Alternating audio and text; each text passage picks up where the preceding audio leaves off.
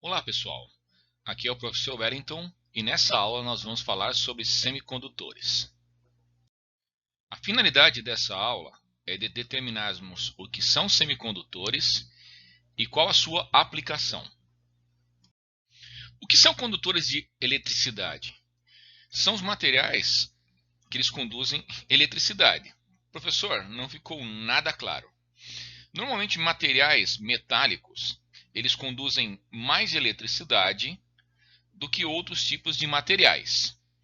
Podemos traçar um paralelo que, literalmente, os materiais que se aquecem também mais rapidamente, eles também conduzem mais eletricidade.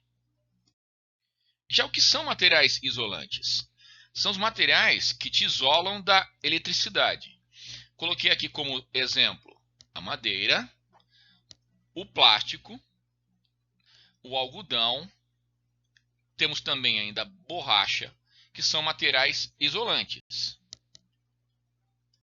Agora, se um conduz eletricidade e o outro já quase não conduz eletricidade, variando de acordo com o material, o que são semicondutores?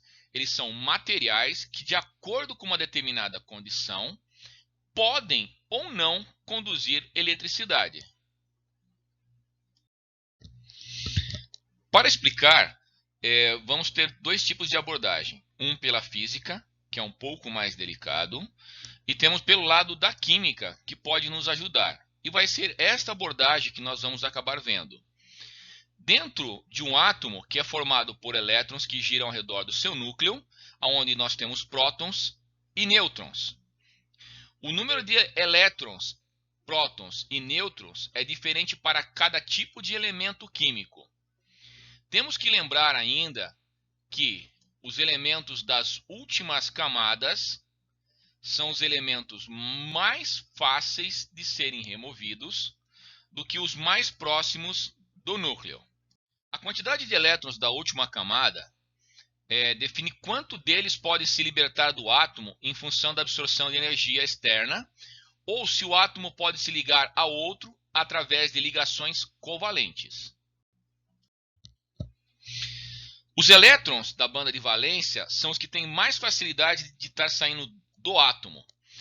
Entre uma camada e outra é o que nós chamamos de banda proibida, aonde não é possível existir elétrons. Por esse sentido da banda, um material isolante tem a banda proibida grande, exigindo que o elétron muita energia para se livrar do átomo. Já o material condutor pode passar facilmente pela banda de valência para a banda de condução, sem precisar de muita energia. O material semicondutor, um elétron precisa dar um salto pequeno. Os semicondutores possuem características intermediárias em relação aos dois anteriores. Seguindo nessa linha, condutor é qualquer material que sustenta um fluxo de carga quando uma fonte de tensão com amplitude limitada é aplicada através dos seus terminais. Pense, pessoal, em um cabo, onde de um lado está entrando um elétron e na outra ponta está saindo um elétron. Já no material isolante, é um material que oferece um nível muito baixo de condutividade. Ele pode até transmitir energia, mas é tão pequeno sob uma pressão de uma fonte de tensão aplicada. Tá? Um semicondutor é, portanto, um material que possui um nível de condutividade entre os extremos de um isolante e um condutor. Para medições, nós calculamos a resistividade de um elemento. Só para vocês terem uma ideia, ok? O cobre ele tem mais ou menos a seguinte resistividade: 1,76 vezes 10 a menos 6 ohms por centímetro. O germânio, que é um semicondutor, já tem 50. Tá? O alumínio é 2,82 centímetros. O alumínio não é, às vezes, um bom condutor, tá, pessoal?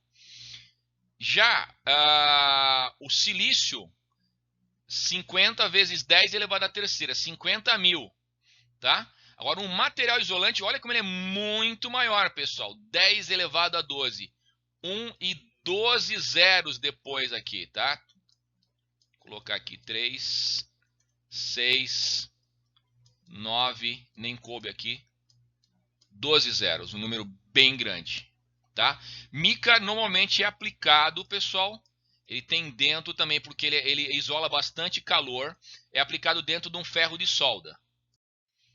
Para algum de vocês vai matar a saudade de verificar a tabela periódica. Pessoal, aqui nós temos isolado o hidrogênio, nós temos os que são metais, olha quantos aqui são metais. Temos semimetais, ok? Depois nós temos os não metais e por último nós temos os gases nobres. Vamos falar de semicondutores intrínsecos, ok, pessoal? Um semicondutor, quando está no seu estado puro, é chamado de intrínseco, tá bom? Tá, aqui eu coloquei a animação de um átomo de silício, tá? Perceba que na última camada ele tem 4, então que nós chamamos eles de tetravalentes, tá? Para semicondutores nós temos o silício e temos o germânio. Os semicondutores intrínsecos, tá? Ele vai compartilhar 4 elétrons com o seu vizinho. Por quê? Porque na última camada, para o átomo estar certinho, ele vai ter que ter 8. O silício ou germânio, por si só, ele não teria nenhum tipo de aplicação, ok? Por quê? Porque ele vai fazer todas as suas ligações e não teria nenhum tipo de situação. Então, o que nós fazemos? Nós sujamos ele, é o que nós chamamos de dopagem, ok? Aonde eu vou escolher algum dos elementos, aonde um deles que é o arsênio, o antimônio ou fósforo, tá? Conforme vocês estão vendo aqui na última camada do arsênio, nós temos 5, é o que nós chamamos de pentavalente, ok? Certo? Também chamado de impureza doadora, né? Será produzido um semicondutor do tipo N negativo pelo excesso de elétron nessa estrutura, ok? Já vamos ver um exemplo. Então, lembrando, pessoal, na última camada nós tínhamos que ter quanto? 8, tá? Então vamos pensar o seguinte, o silício tinha 4. Se eu pegar com o arsênio, que tem 5, quanto a gente vai ter? 9. Então o que vai acontecer? Vai fechar os 8 e sempre vai ter um elétron sobrando. E é esse cara que a gente vai utilizar para montar as nossas estruturas. Dessa forma, o número de elétrons livres é maior que o número de lacunas que ficariam dentro dessa estrutura química, ok? Então, no semicondutor, são os elétrons livres chamados majoritários, porque eles estão em maior quantidade, e as suas lacunas são chamados portadores minoritários, porque eles estão em menor quantidade. Já os semicondutores do tipo P, tá? Onde eu vou colocar elementos que são chamados trivalentes, tá certo? Onde a última camada dele vai acabar tendo 3. Exemplos: alumínio, boro ou galho, ok? O que vai acontecer? Se eu pegar lá os 4 que a gente tinha do silício, mais os 3, vai dar 7. Pessoal, ficou faltando 1. Esse 1 é o que nós chamamos de lacuna. Então aqui nós coloquei um exemplo feito com boro, tá? Lembrando aqui, ó, que aqui vai ficar um buraco, né? Uma lacuna, né? Dentro. Então assim, o semicondutor do tipo P, tá? O número de lacunas é maior que o número de elétrons livres, pessoal, tá? Nesse caso, o semicondutor, as lacunas são portadores majoritários, quer dizer, tem mais, literalmente, lacunas, e os elétrons livres são portadores minoritários, eles estão em menor quantidade. Com base em toda essa química maluca que algum de vocês já deve estar viajando na maionese, né, pessoal, tá? É o que nós vamos construir agora juntando tanto a parte N, o semicondutor N, quanto o semicondutor P, para a gente criar um elemento que é chamado diodo semicondutor. Então, pessoal, como eu acabei de falar anteriormente, nós vamos acabar fazendo uma junção, o P com o N, chamado junção PN, ok? Tá? Onde vai acabar utilizando esses dois cristais. E na hora que eu fizer isso aqui, no meio, lembrando, pessoal, que a gente tinha aquelas lacunas e tínhamos aqueles elétrons livres, no meio, do lado do P, vai ficar uma barreira de elétrons. No lado do N, a gente vai ter uma barreira de prótons. Aonde essa barreira, pessoal, nós damos o nome de depleção, tá certo? Não é o professor falando com o jeito do Cebolinha, tá bom, pessoal? O nome se chama depleção. Tá, então como é que é o formato de um diodo real, tá? Então temos nesses modelinhos, temos também nesse outro tipo de modelinho aqui, ó, que ele tem uma parte cinza, tá? Então, pessoal, de um lado, tá? Nós vamos ter o que nós chamamos de anodo, que vai ser o nosso positivo, tá certo? Que vai ser do lado P. Já do lado N, nós temos o catodo, tá? Que vai ser pelo lado negativo.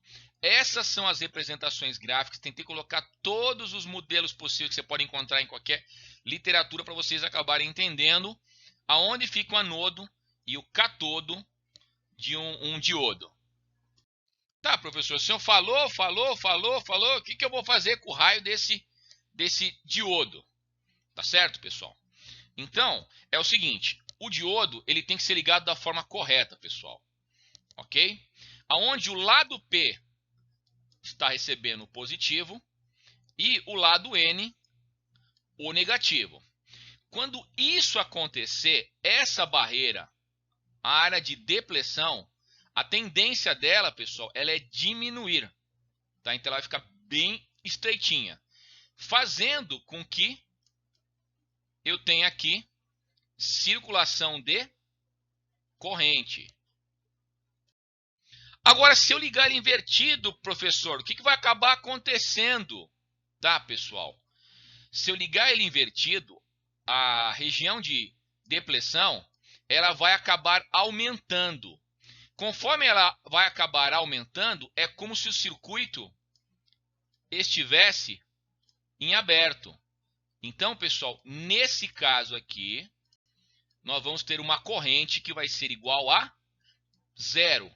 Não é bem zero, é muito próxima de zero, mas a gente vai adotar ela igual a zero. Então agora aqui, pessoal, eu coloquei uma animação mostrando as lacunas e os elétrons livres, tá? Eles indo de um lado para o outro, de acordo com a ligação. Tá vendo a região, ó? Então, a primeira vez, pessoal, forward que acontece, a gente está ligando direto. E depois reverse, a gente está ligando ele invertido, tá bom? Então aqui tem as baterias, temos aqui também um resistor, que é importante. E aqui nós temos uma chavinha, que ela vai acabar abrindo e fechando para que comece a nossa animação. Então se eu acabar ligando invertido, tá vendo que a região de... E pode ver que a palavra é depleção mesmo, pessoal, tá bom? Que no fundo vai acabar estendendo e com isso não circulando mais corrente. Se eu fosse tratar de todos os aspectos construtivos para poder fazer vários e vários cálculos, né, ficaria praticamente quase que impossível a gente ficar determinando algumas coisas dentro do próprio diodo.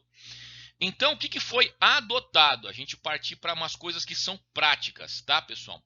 Então, tudo que você veio aprendendo sobre questão de circuitos agora, eu vou pedir que nesse exato momento você deixe um pouquinho de lado tudo que você já aprendeu, né? Claro que algumas técnicas a gente vai acabar aplicando durante resolver alguns tipos de circuitos, mas a gente vai partir para um lado um pouco mais prático da coisa, tá? Então, na polarização direta, se eu ligar lá o diodo do jeito certo, tá? E for silício, ele vai ter exatamente nele, pessoal, vai consumir 0,7 volts, tá? Aproximadamente, isso variando um pouquinho, né, 0,69, 0,71 acontece, variando um pouquinho isso daí, ok? Tá. Ele também tem uma corrente máxima que ele vai poder conduzir, é o que nós chamamos de IDM, tá certo? Com base nisso, eu consigo calcular a potência né, de dissipação desse meu diodo. Lembrando, pessoal, tá? Essa fórmula, a gente pode escrever ela dessa forma, eu chamo fórmula do pio, tá certo? Então a potência vai ser a corrente vezes a tensão, tá? Podemos utilizar como tensão a letra V ou também a letra U, ok? Tá. Já na polarização reversa desse nosso diodo, pessoal, ele vai ter uma tensão de ruptura, tá? Se eu passar de determinada tensão, eu quebro o meu diodo, tá? Então, eu vou pegar um modelinho de um diodo só para vocês terem uma ideia. Tem um N1001, opa, tá? 1001 aqui, ok? Tá, se você passar de 50 volts, você ligar ele acima de 50 volts, ao contrário, ele quebra, tá? Você parte ele, tá? A corrente que temos nele também é uma corrente de fuga, que nós vamos chamar de IF. Então vamos lá, pessoal, analisar o primeiro circuito para você acabar entendendo como que é mais ou menos o gráfico de um diodo, ok? Então coloquei aqui uma bateria, né? Liguei o meu diodo de forma correta, ok? Tá. E essa bateria, pessoal, ela é regulada, eu posso ir aumentando a minha tensão, né? E aqui vai ter a minha tensão no meu diodo, ok? E aqui temos também aqui no nosso gráfico, nós temos aqui a corrente e depois nós temos também a tensão, um gráfico de corrente por tensão. Então é o seguinte, se a minha bateria tiver 0 volts, vai ser 0. Se a minha bateria tiver 0,2, o meu diodo vai ter 0,2. Se a minha bateria tiver 0,4, o meu diodo tem 0,4. Se a minha bateria tiver 0,6, o meu diodo vai ter 0,6. Se minha bateria tiver 0,7, 0,7. Aí minha bateria tiver 1 volt, 0,7. Pessoal, esse cara aqui ele vai subindo até atingir 0,7 volts. E daqui não passa. A corrente pode inclusive disparar aqui, tá, pessoal? Mas a tensão não continua subindo. Agora, professor, se eu ligar ele invertido? Lembre-se, pessoal, se eu ligar ele invertido, também a nossa corrente vai acabar sendo negativa, ok? Tá? Mas ela é muito ínfima, às vezes na ordem, pessoal, de 10 a menos 9, ok? Tá? Então, corrente muito pequena, muito baixa, até é difícil de você medir isso daqui, tá? Se ele chegar em determinada tensão, vamos supor que fosse aquele modelinho que eu tinha colocado lá, chegou aqui nos 50 volts, pronto, partiu. Então, quer dizer que nem vai acontecer o resto da curva, pessoal, chamada tensão de ruptura. Agora, juntando os dois gráficos, tá? Então, nós temos que ter, tipo, duas informações muito importantes, certo? A tensão no nosso diodo, que pode variar entre o silício e o germânio. Vamos pegar um exemplo, silício, ok? Tá? E temos que ter a tensão de ruptura, ok? Então, vou pegar um exemplinho daquele meu exemplinho lá, 50 volts. Professor, onde é que você achou esse 0,7 e esse 50 volts? Pessoal, todo elemento de eletrônica, ele tem um negócio que nós chamamos de data sheet. E na hora que eu tiver o elemento na mão, eu procuro lá o meu elemento e verifico no manual dele, pessoas, que é o manual do fabricante. Então, o fabricante que vai me dizer qual que é a tensão de ruptura e qual que também é a tensão de operação. Para calcular o ponto exato de operação do nosso diodo, tá? Eu teria que fazer, fora pegar naquela curva, eu teria que fazer o que chamamos reta de carga, ok? Onde eu vou colocar lá o nosso circuito, colocar uma bateria, vou ligar um resistor e vou ligar aqui um diodo, tá certo? Eu vou aproveitar a reta dessa carga. Pessoal, o R aqui é a nossa carga, tá? Pode ver que está colocado aqui, chamada reta de carga. Do inglês, que você vai encontrar muitas vezes a letra L. L significa load, ok? E que, traduzido para eletrônica, significa carga. Professor, o senhor falou, mas como é que eu calculo essa bodega, né, pessoal? Tá? Então, pessoal, é o seguinte, a gente vai acabar estudando agora três modelinhos, três situações diferentes de como que a gente pode tratar um diodo. Então, a primeira situação é mais ou menos a seguinte. Se eu tiver o meu circuito, ok, com o meu diodo aqui, se eu tiver com ele ligado direto, pessoal, tá?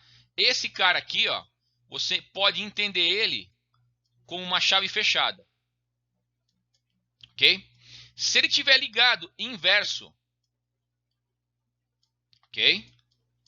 Tiver ligado ele inverso, você vai poder considerar ele, pessoal, como uma chave em aberto. Segunda aproximação. Vocês lembram, pessoal, que o nosso diodo vai consumir 0,7 volts? Tá? Então é o seguinte, se eu tiver ligado com ele no sentido direto, eu vou trocar ele por uma bateria de 0,7. Mas, se ele tiver no sentido reverso, eu vou colocar uma chave aberta e essa fonte praticamente ela não vai ter nenhuma aplicação aqui. Mas como vocês, meus caros alunos, são pessoas inteligentes, né? Nós vamos buscar uma aproximação um pouquinho maior, tá certo?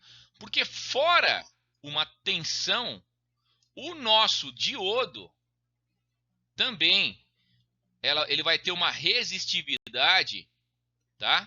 Que pode ser aplicada no nosso cálculo.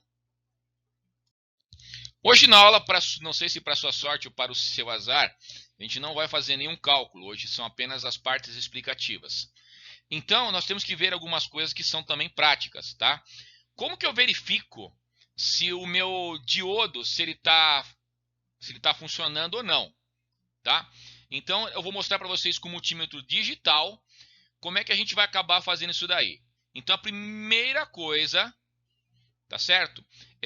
A gente vai colocar o seu multímetro digital, tá certo? Onde tem um símbolo de um diodo, ok? Para a gente possa medir o componente. Eu tenho que medir ele nos dois sentidos, tá, pessoal? Para saber que meu componente está funcionando. Ah, professor, eu acabei ligando. Se você ligou ele invertido lá, você fala, ligou invertido, então ele não aparece nada. Aí você liga no outro sentido também, não aparece nada, está funcionando. Uhum. Tá.